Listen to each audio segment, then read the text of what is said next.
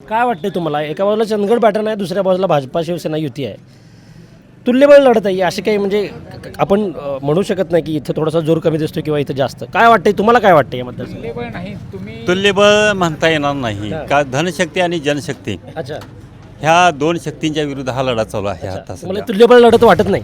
नाही तुल्यबळ लढत तसे आम्ही त्या पद्धतीने आमचंही नियोजन आहे. बरोबर. त्यावर तुल्यबळ जरी वाटत असली तरी त्यामध्ये समजा आपण एखाद्या आखाड्यात कुस्ती करायची, अच्छा. समोरचा पैलवान कसा येईल त्यामध्ये आम्हालाही त्या ठिकाणी डाव टाकायचे. टाकावे लागतात आणि त्या दृष्टीने आमचंही नियोजन चालू आहे. ओके. खंत एवढीच की अजितदादांचं जे निधन आकस्मिक निधन झालं बरोबर. ती एक मोठी पोकळी निर्माण झाली बरोबर. आणि त्या ती पोकळी भरून काढण्यासाठी एक मोठी त्यांना श्रद्धांजली वाहण्यासाठी जेवढ्या 9 जिल्हा परिषद मतदारसंघ आणि 18 पंचायत समिती गण बरोबर. यामध्ये जास्तीत जास्त आमच्या सीटा कशा निवडून येतील यासाठी आम्ही सगळे कार्यकर्ते अगदी अहोरात्र प्रयत्न करणार आहोत.